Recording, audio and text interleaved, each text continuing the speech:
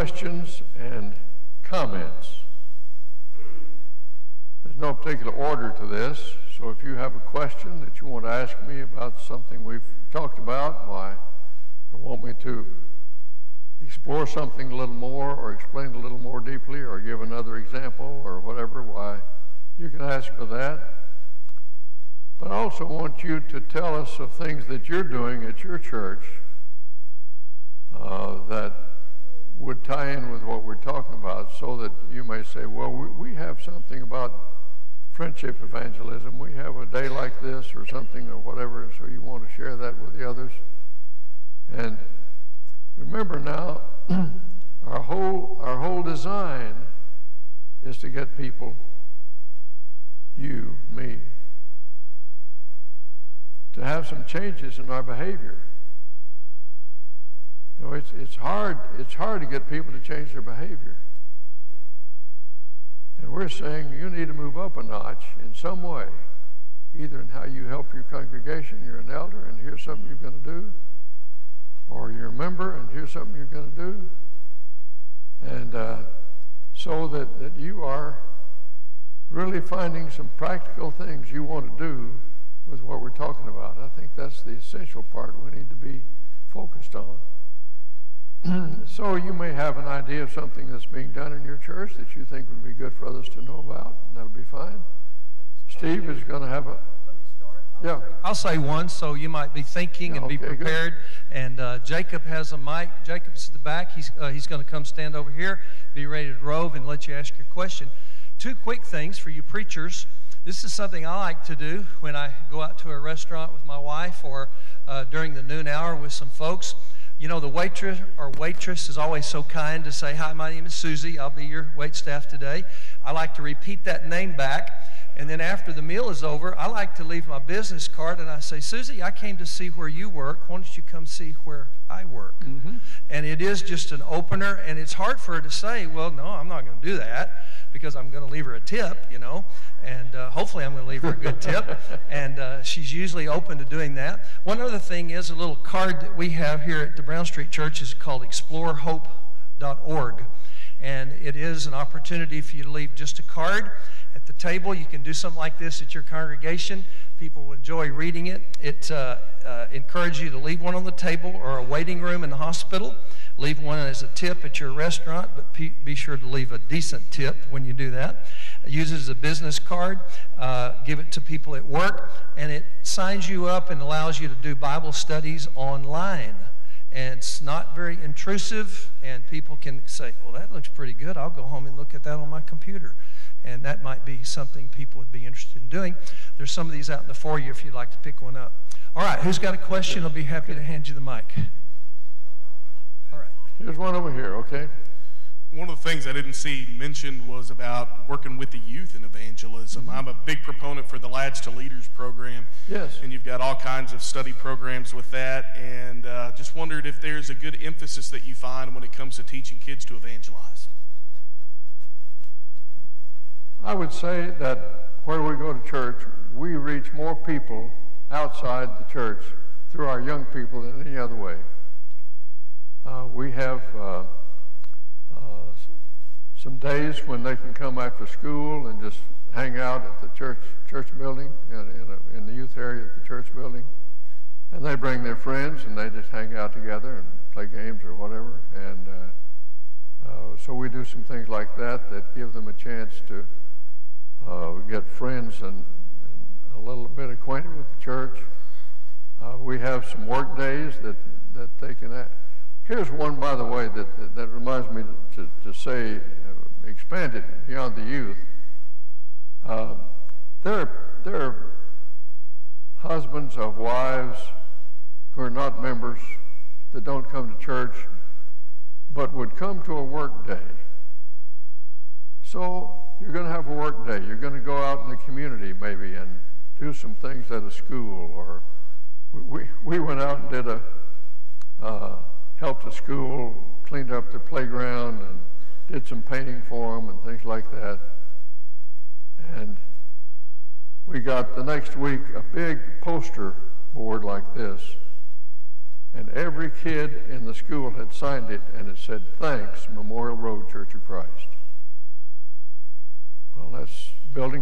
see.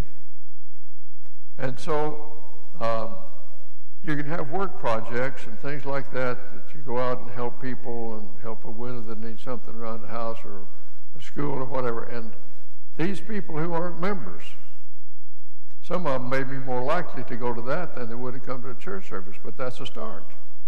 And you can do the same thing with, you know, the millennials growing up really like to serve. That's one of the things that's good about them. There's things that aren't always good about them, but one of the things that's good about them is they like to work. They like to serve people. So take advantage of that and have some service projects that the high school kids can do, and they can invite their friends to come, and they'll participate with them. And there's the start. I mean, you've got to have ways to start, and there are ways to start.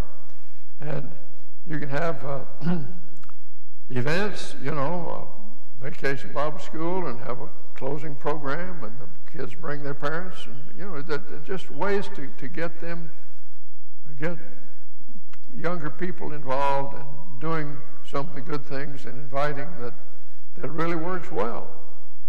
So I would work that high school group in a good way to get them involved in things like this, and you may even want to have some particular studies of fundamentals of the faith that help ground them. We lose a lot of our young people. I mean, all churches today lose a lot of young people, and I believe part of that is because we don't ground them sufficiently in the fundamentals of the faith. We ought to have some sessions with them, some series or something that really grounds them in the fundamentals, where they know the difference between a church and a denomination, for example. A lot of them don't know the difference. They think we're just another denomination down the street, you know. And what it takes to be saved and what the Bible teaches about this and that.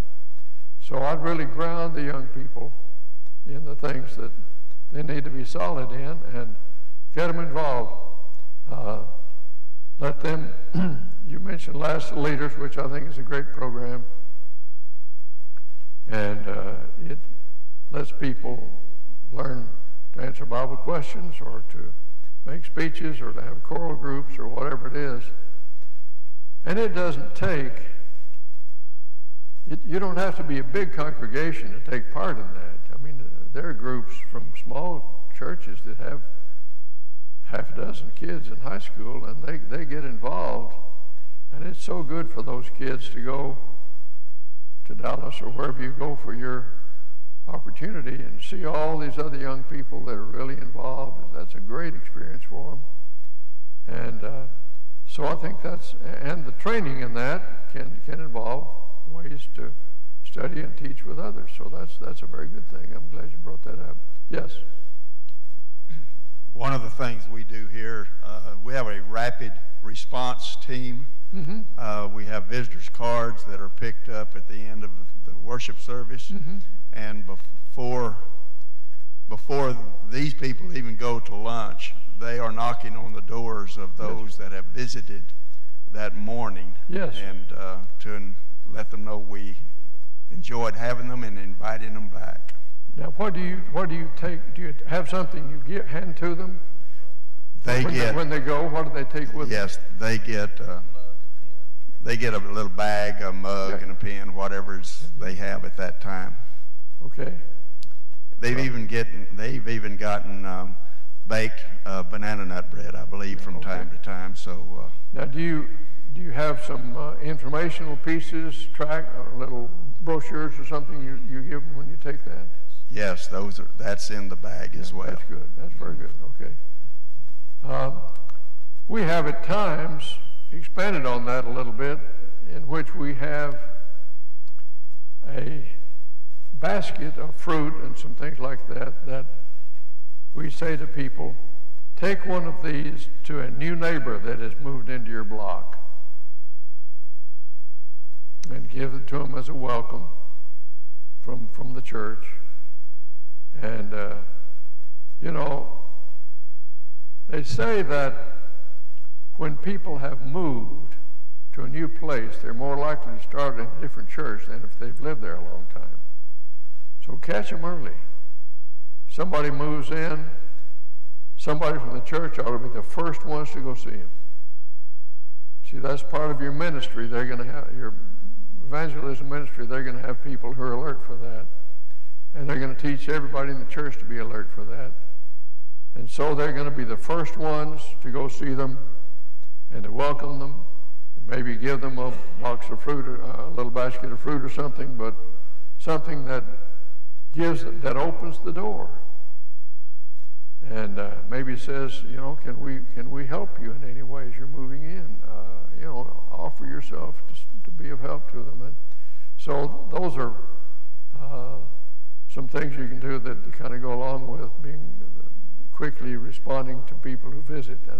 The quick response is I like calling it that. I think that's great. You give a quick response. Okay?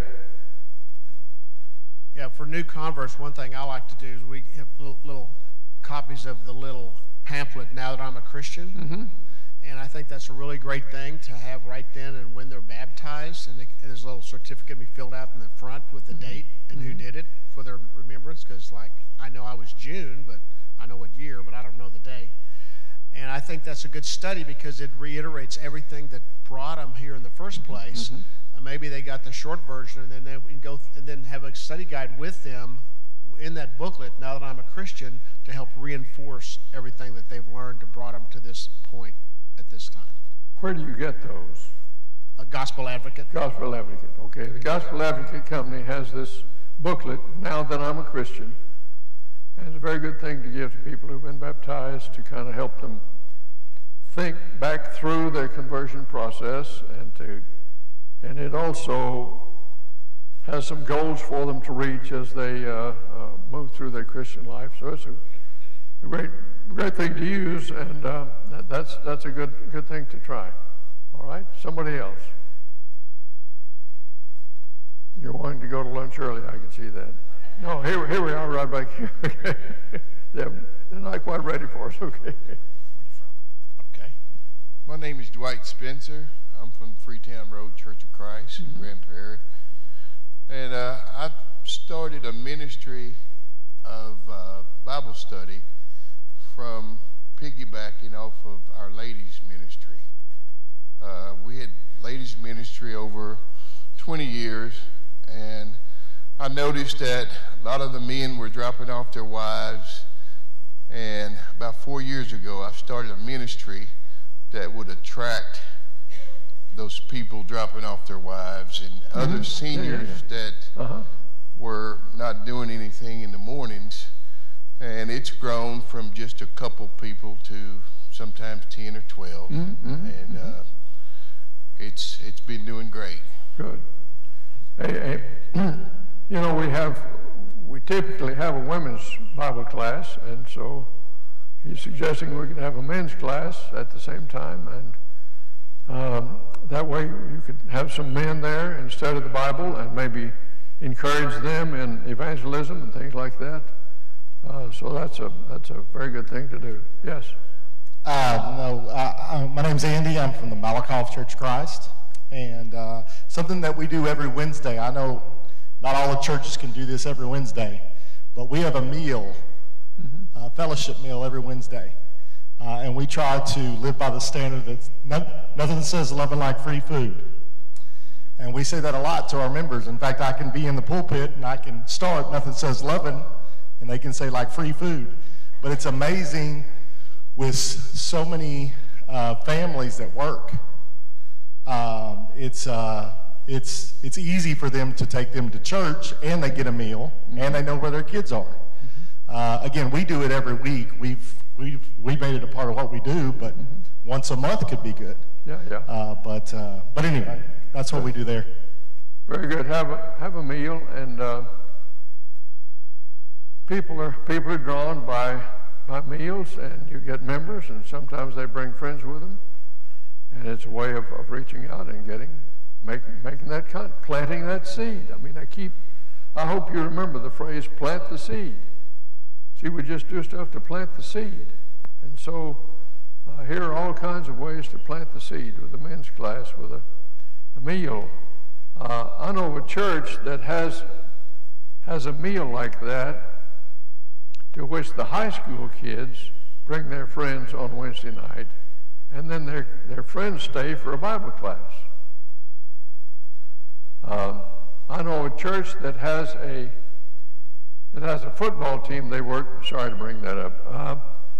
That has a football team they work with at the local high school, and after their game, the whole team and the coaches come to the church building for a meal. Well, planting the seed, get them acquainted with the building, get them acquainted, make them feel good about the church. And so they're working on that angle. And so I know of a man who was so involved with local sports teams. I want you to get this now. This man was so involved with the local sports teams. He was kind of the unofficial chaplain, and he would go and be there at practices, and he would be there at games, and he would talk to them and counsel with them and just be a good friend to them. And they built a new football stadium and named it for him. Isn't that something? They named the new football stadium for him because he meant so much to those teams. So, all kinds of angles we can work here. All right, somebody else, yes. I attend here at the College Street. Mm-hmm. I'm sorry, Brown Street Church of Christ. Going back to old times. But I want to really promote the fearless in the congregation.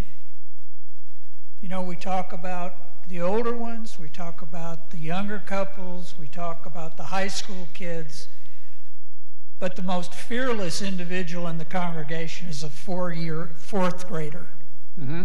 Fourth grader, a third grader, a second grader. And I want to really promote Children's Bible Hour. I think that this is an evangelism tool that we don't use. And if these children are taught to evangelize at that age, they'll do it when they're in high school. Very good. But we've got to think younger, because the congregation doesn't start at 80 and work its way down. The congregation has got to start when they're 4 years old, 5 years old, and work your way up. There are congregations that have literally been built on children. Yeah, sure. And those children will continue to grow. So I would really promote the use of Children's Bible Hour in congregations, and you can reach people, and you can have kids working for you in Bible Hour. I'm looking at Mrs. Cates. When is this Bible Hour? Well, it's usually during the worship service, but it's a worship service for children. Yeah, okay. And it's at their level, and where the Bible lessons are taught. So, very good. Okay. Starting with the children, I think is so helpful in so many ways. Make full use of Vacation Bible School. You can get children to invite their friends to Vacation Bible School, and then do a good follow-up. You got to do the follow-up with the families that had somebody come that weren't members of the church. So those are very important follow-ups to make, and you can work in a great way with that. There are other ways to reach children with special programs, Bible hours you mentioned. So there's some really good ways to reach out to the younger people, and teaching them to bring their friends, and what a great thing to teach them to do that when they're young, and they'll remember it the rest of their lives. So teach them to bring their friends, and have events to which they can bring friends, special events, parties, all kinds of events that they can bring their friends to, and that'll help. One more. Okay. My name is Walter. I'm from right here also. Quick question is back to food again. Every year we have our Thanksgiving feast that we have here, and we feed 300 to 400 people, some in-house, some that we deliver. Yes. But we're having a hard time collecting names and a good follow-up for these, and just suggestions on how to follow up with these people. Okay. Very good. Did I lose my mic? Here it is. It's a great thing to do with, he was talking about a Thanksgiving meal, for example, that's made available. And people come for that, and then they deliver some. When we do that, we deliver some to local firemen and policemen and people like that who are not able to go home, on that day for lunch, and building goodwill. And so the follow-up, I think, to that is, try to get people to turn in names of friends they know or people they know that might need it, and some publishing of the information, maybe in the local paper or somewhere where they would say, if you're interested in this, let us know. So trying to get names of people to use that with, and then being sure that you have a way of contact after it's over. Next week, somebody goes to see him, and tries to follow up with that to make that contact even more meaningful is very important. Yes. I'm Chip O'Neill from the Northwest Church of Christ in Fort Worth. To follow up with talking about your meal and how to get follow-up from the folks, we've had a event we call the Autumn Fest for the last 12, 15 years there at the church. And this year we did something a little different because we were having the same problem, people showing up and we don't know who they are or anything to that effect. And to physically get information from them, we roped off the whole parking lot to where they could only come in one way. And when they came in one way, we had a group of ladies sitting at the table that would take their information, give them a packet about the church, and before they got into our event, we had information from them. And we let them choose whether they wanted information back from us or not. And I think this year we got 25 to 30 contacts of folks that said they wanted some more information about the church.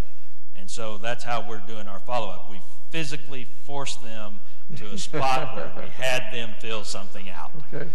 And very good. It seems to be successful. Very good. Okay. And if you need some rope, I got some. They had some policemen there to enforce it, actually. Hi, I'm Kathy. I'm with the New Road Church of Christ in Waco. And what I wanted to share was about the children's Bible classes. We have a reward system for the kids. Kids love things. So they get what's called a little spirit stick. It's something that can go on a lanyard. And if they did their memory verse, they get one about remembering. If they read the Bible verses, they get one about reading. They get one if they bring a friend. So, if you bring a friend, you got parents. They bring one if they've done service in the community. They get one. Yes. And then at the end of every quarter, if they attended so many throughout that quarter, they get an attendance at a ceremony. So it encourages the kids to do all those things because they love to get rewards. Did they wear them around their neck? Good. Yes. Okay. Now, what age level are you talking about? Oh, I'm 2 years old. Up through the 5th grade is what we do. Okay. The older ones do something different. Okay. Very good. That's great. Here's one more right here.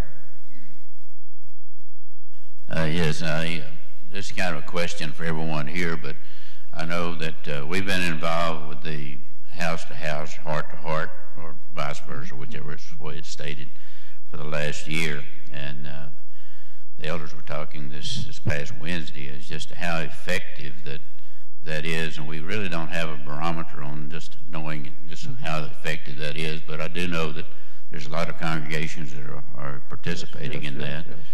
It is a mail-out. I'd just like to, if anyone has anything to share, because our evangelism committee is going to be evaluating that as we speak. Okay. Anybody have anything to share about the use of house-to-house and heart-to-heart? Steve, you were talking to me about that earlier, that you had done it? Yes, we're doing it right now. Yes. We're sending out probably 10 to 12,000 pieces a month. Yes. Newcomers, new people to the area. Yeah.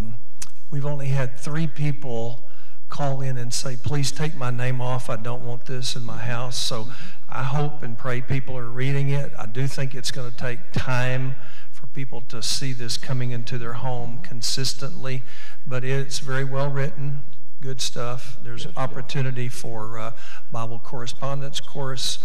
Send in your name and address. We'll send you some bookmarks, some material for free that come along with the returning of the information. Very good. House to House, Heart to Heart is it monthly? Monthly. Actually, it's quarterly. Quarterly. It goes out to, you provide the list and they do the mailing, and they'll actually put the list together. They'll actually get the mailing list for you of the zip codes that you give to them. So they know how to use the zip codes to get the mailing list that you can mail. And, you know, that's an interesting thing. I don't know that there are lots of baptism that result from that alone. But again, what are you doing? Tell me. Sowing the seed, okay? You're building goodwill, letting people know about you. Now, if you do that, and my friend has been receiving that, and then I say to my friend, we're having a Friends Day, would you like to come with me? They're more likely to come having received that than not, you see. That's how all these things work together. So that's a nice publication, and is the kind of thing that can be used that helps people to know you and to think well of you, and that's a very important part.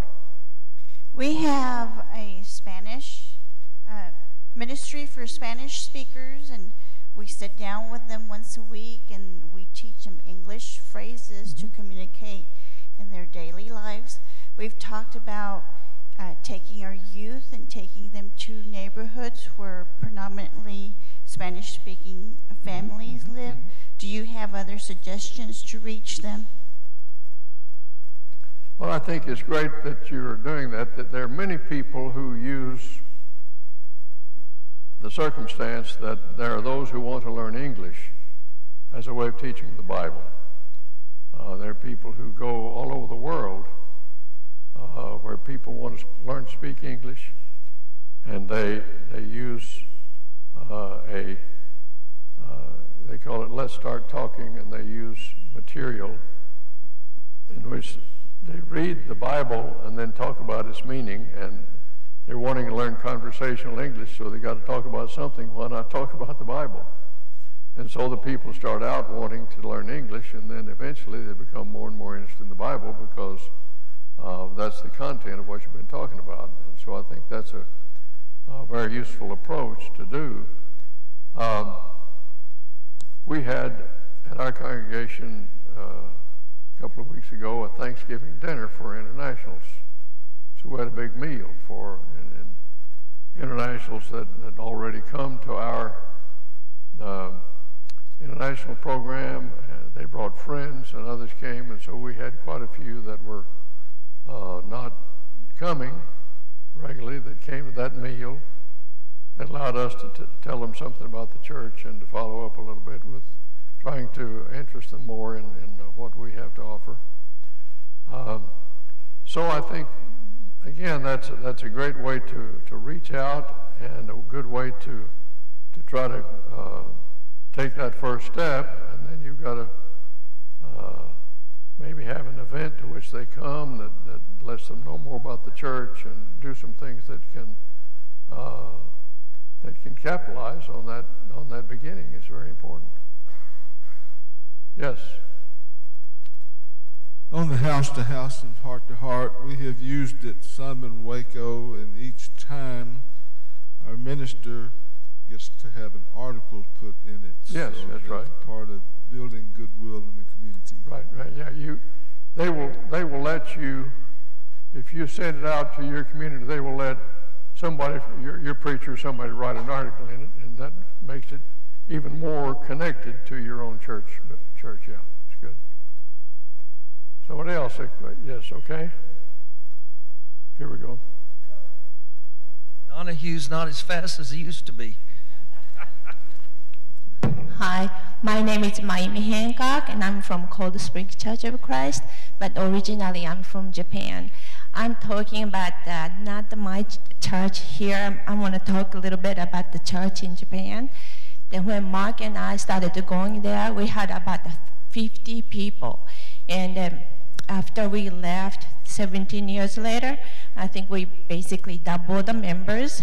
And I think there are 3 reasons: Bible hour, and English Bible study, and the cell groups. The Bible hours we did during a worship because most Japanese are very busy, so it's hard for them to come to Sunday. So we had I'm a little nervous. So we had a Bible class for the babies to the junior high students during a during a worship.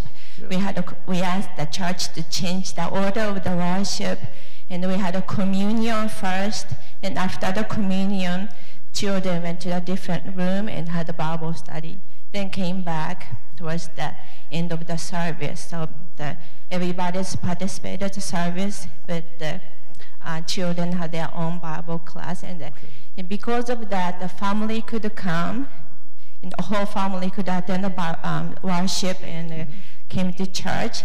And we had a cell group, so those people who had the cell group which had including the children could attend the cell groups. So we had developed a friendship.